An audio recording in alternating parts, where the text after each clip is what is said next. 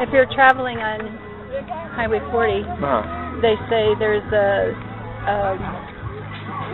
place of interest and you can stop, and they have a memorial there to the town.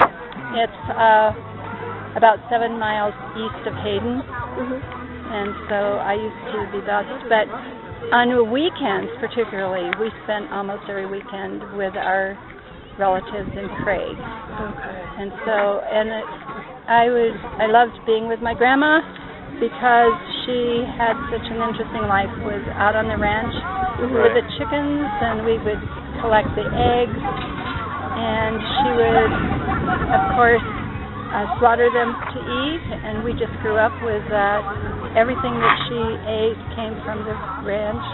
She had a huge garden. She was German, and she used to yell at us when we'd get into her garden and say, "Nixie, Nixie, get out of my garden, Nixie," which meant, no, leave my garden. And but she also, I remember as a child coming into town and getting the ice blocks for her ice box refrigerator, so I'm trying to think of the man that, Hanson, Mr. Hanson, I think she got her ice blocks from. And so we would do that. She would sell her eggs and different wares in town, and as children we'd go along, and it was so much fun. My mother had tales of them riding in their buggy to town before I came along. And, and they were very religious people, so going to church was very important, and they would take their wagon in to get to church when my mom was small. Of course, when they had cars. But yes, we loved it. And my grandmother, she broke the land, which meant, well, my grandfather worked in the coal mine, which they had there. It was an independent coal mine. She would be up in the fields pulling out the sagebrush by hand. Oh, wow. And my mother remembers helping, and she didn't like to be in the sun because it identified them as farmers. And so they were not part of the city crowd. So my mother said they'd wear long sleeves, they'd wear everything because they wanted to be white. They didn't want to be tan, because otherwise they would be identified out on the farm, the ranch. But my grandmother, then because of the mine, they also had hired help who worked in the mine. So in addition to raising her 5 children, she broke the land. She cooked for the hired help. She did all the gardening and taking care of all the farm animals. So and with my grandfather needed help, she would sometimes go into the mine to help too. So she was a liberated woman. Yeah. And very, very, she did lots growing up. So what's her name? I'm sorry. Her name was Marie Knez. Marie. And my mother's name also was Marie Knez.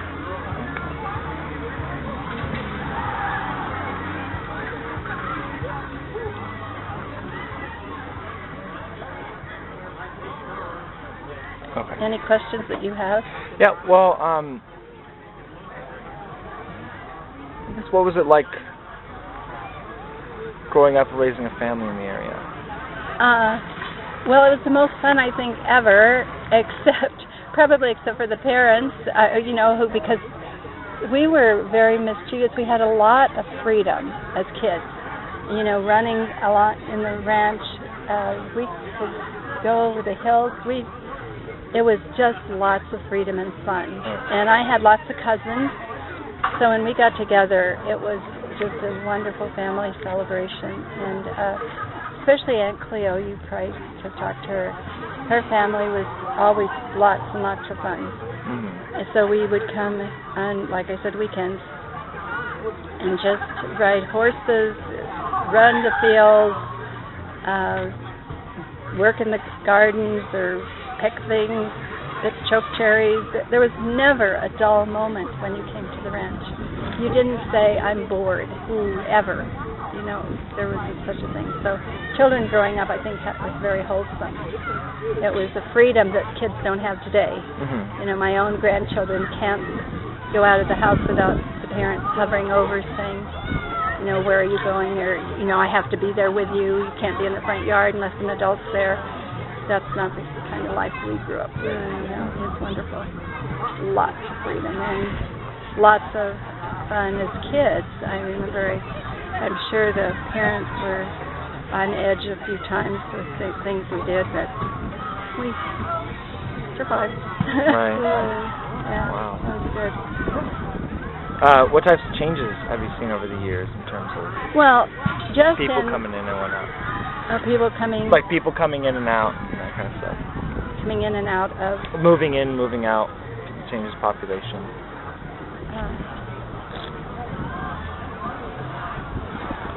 You know, I don't know. I don't live in the Craig area. I don't know what kind of I'm on the other side, but That's all right. I'd say the changes that I've seen, not so much in people, but in technology. You know, Mhm. in those days my grandmother had we didn't even have a phone in my home, but she Okay. had the kind of phone where you would ring up, you know, and 2 longs and 1 short with one sister, and 2 shorts and and 2 shorts and 2 longs for another, and it was a party line so you could listen in. So telephones were, and then my grandmother did not have running water when I was really little, or indoor plumbing, and nor electrical lights. So we went from that, I remember, you know, the kerosene lamp, to all that we have today with electricity, which, you know, is a whole different world. I'm not sure it's better. Wow. We don't communicate as much, I Right, think, right. as we did then. You know, actually sat down at dinner and you had to talk to each other. You didn't have your phone going, and, you know, so it was great. It was wonderful. I said I wouldn't trade my growing up for anything. That was good. Yeah. How do you feel about the current state of things with the family coming together and everything? Well, the family, in my opinion, has totally fallen apart. I mean, we have divorce at huge levels, and kids can't grow up in a 2-parent home anymore, and there's no stability, which I think causes problems down the line. You know, and those, I didn't know of divorce when I was a child. You know, that was just, I mean, it was just unheard of. As my dad said, you just stuck it out no matter what. It just was something you did, you know. Right. And for not only for your good, but especially for the good of the children. And so I see the disintegration of the family as the root of so many of our cultural problems today. You know, we have crime. It's because there's no authority, stability in the home. How do you feel about, the gathering here of this family? The gathering of this. Oh, this is great. To touch the generations across. Like, that's great. That gathering of Right, family. right. That's wonderful.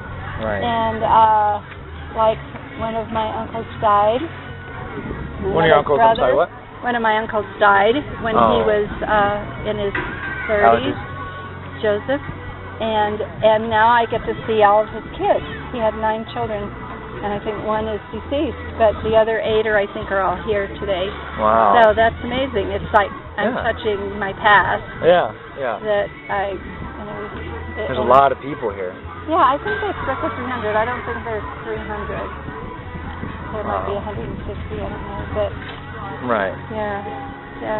But it is good to connect with your past. Yeah. And I said I'm the 4th oldest here, I think. Oh, really? Okay. Yes. So probably at the next reunion I will not be here, but everybody else will. A lot of other people. How often do you have reunions like this? Well, the last one was 11 years ago. Okay. Yeah. So. Spend some time. Yeah. They're not very often, and it's only if someone is willing to do all that work. Right. Yeah. Well, thank you for meeting with us. Thank Don't want you. your food to get too cold. Yeah. Thank you.